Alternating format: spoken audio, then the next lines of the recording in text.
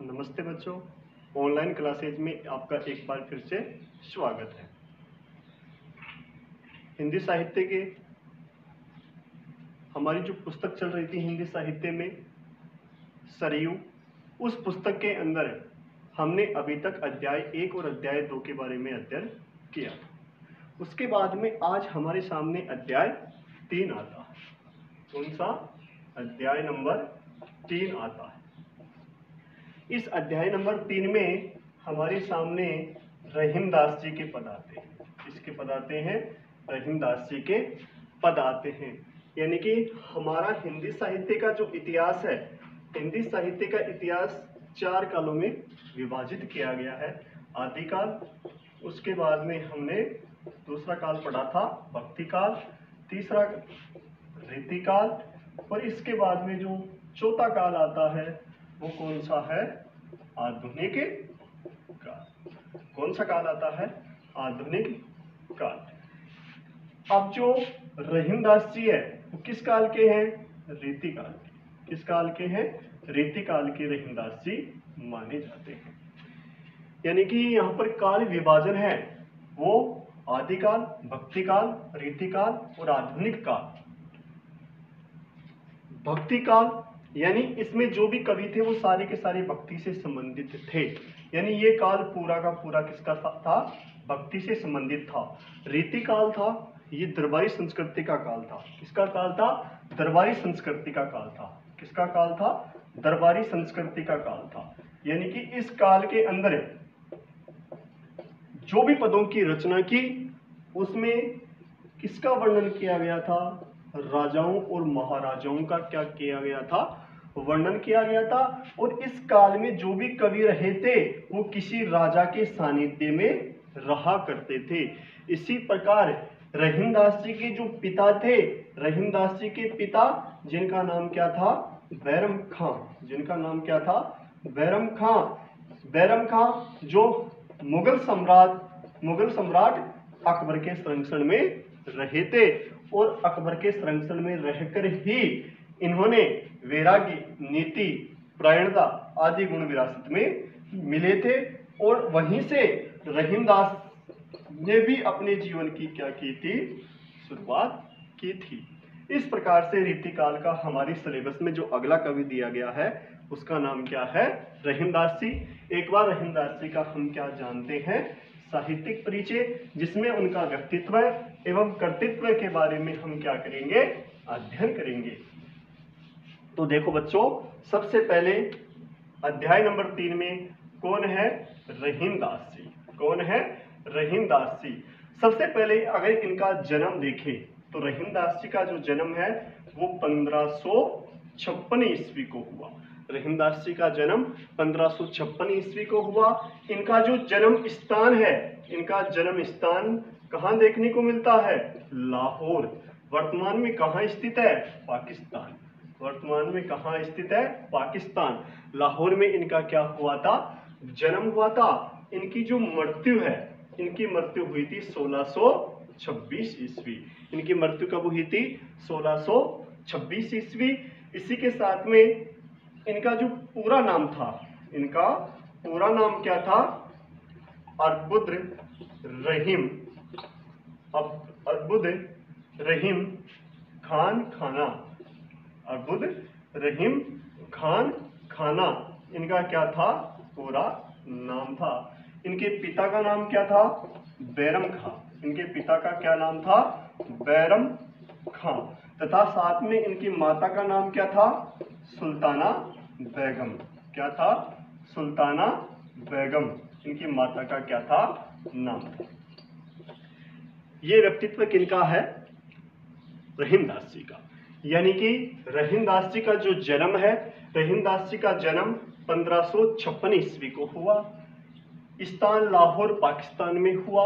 मृत्यु 1626 ईस्वी को हुई। इनका पूरा नाम अरबुद्र रहीम खान खाना था। इनके पिता का नाम बैरम खां तथा माता का नाम क्या था? सुल्ताना बेगम था। इन्होंने अपने जीवन में जो संरक्षण है वो कहाँ से प्राप्त हुआ? यानी कि किसके दरबार में रहे? ये अकबर के दरबार में रहे। किसके दरबार में रहे? अकबर के दरबार में रहकर ही इन्होंने अपने काव्य में पदों की क्या की, रचना की। उन्होंने अपने पदों की क्या की, रचना की, और अकबर के दरबार में ही इनको क्या हुआ, सानिध्य प्राप्त हुआ। अतः इनके बारे में कहा गया है कि जो रहीमदास जी है, रहीमदास जी ने नीति, भक्ति, वैराग्य, रहीमदास जी के जीवन में नीति, भक्ति, वैराग्य, राष्ट्रीय भावना आदि के जो गुण हैं वो कहां से मिले थे, वो विरासत से मिले थे। कहां से मिले थे, अपने विरासत से ही मिले थे। अतः उनके पदों में हमें श्रृंगारिकता, उनके पदों में क्या, श्रृंगारिकता, इसी के साथ में वीरता, ओजस्विता, श्रृंगारिकता, वीरता, ओजस्विता आदि के गुण हैं हमें देखने को मिलते हैं। साथ में ही उनके द्वारा दोहा, सोरठा, साथ ही उनके द्वारा दोहा, सोरठा, बरवे और सवैया जैसे छंद हैं, उन छंदों में भी पदों की क्या की है, रचना की है। यानी कि सबसे पहले हम किसके बारे में अध्ययन कर रहे हैं, रहीमदास जी के बारे में अध्ययन कर रहे हैं। रहीमदास जी का जो जन्म है वो 1556 ईस्वी को हुआ। स्थान लाहौर पाकिस्तान वर्तमान में है। मृत्यु 1626 में हुई। इनका पूरा नाम अरबुद रहीम खान खाना था। पिता का नाम बैरम खां था, माता का नाम क्या था, सुल्ताना बेगम था। इन्हीं जो रहीमदास जी को जो संरक्षण प्राप्त हुआ वो मुगल सम्राट अकबर के दरबार में हुआ था, और अकबर के दरबार में रहकर ही इन्होंने अपने पदों की क्या की थी, रचना की थी। इसी के साथ में इन्होंने अपने जीवन से ही वैराग्य, नीति, भक्ति, श्रृंगारिकता आदि के भाव है वो बचपन से ही इन्होंने विरासत में प्राप्त किए थे। और इसी के साथ में अगर रहीमदास जी के बारे में देखें तो रहीमदास जी को दोहा, सोरठा, बरवे और सवैया जैसे छंदों में क्या थी, महारत हासिल थी। अगर देखें तो हमारे यहाँ पर सिलेबस में 2 छंद दिए गए हैं। हमारे सिलेबस में इनके छंदों में, यानी कि इनको जिन छंदों में महारत हासिल थी उनमें जैसे हमारे सामने एक तो बरवे और दूसरा कौन सा है, सवैया, ये 2 छंद है हमारे कक्षा 12 के सिलेबस में भी दिए गए हैं। इस बरवे छंद में क्या होते हैं, 12 वर्ण होते हैं। और इसी के साथ जो सवैया छंद होता है इसमें 21 से लेकर 26 तक क्या होते हैं, वर्ण होते हैं। इसमें 21 से 26 वर्णों की संख्या गिनी जाती है, और इसमें बरवे वर्णों की संख्या कितनी होती है, 12 होती है।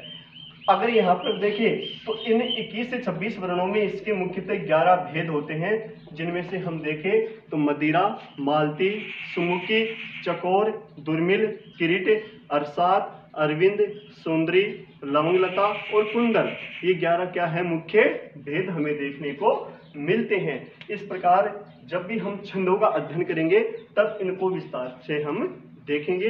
ये 2 छंद हमारे सिलेबस में भी दिए गए हैं। अगर आगे इसी प्रकार से देखें तो रहीमदास जी की अगर रचनाओं की बात करें तो रहीमदास जी की जो रचनाएं हैं, रहीमदास जी की रचनाओं में हमें कौन कौन सी रचनाएं देखने को मिलती है।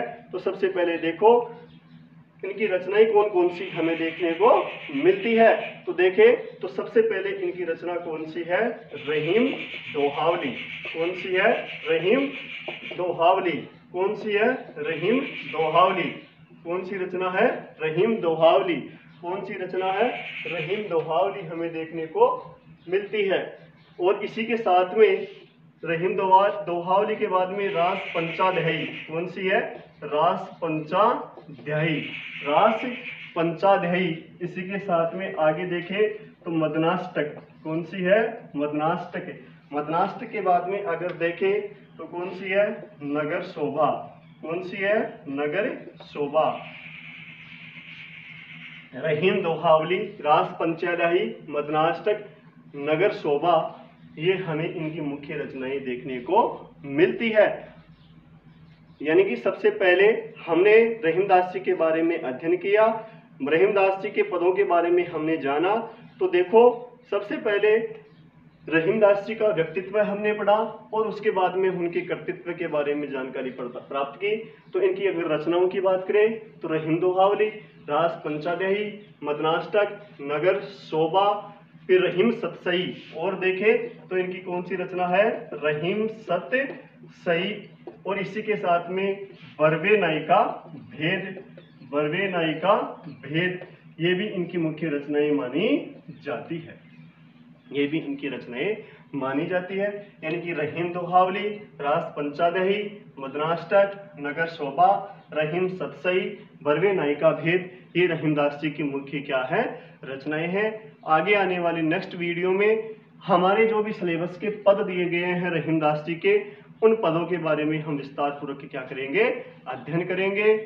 तब तक के लिए सभी बच्चों को धन्यवाद।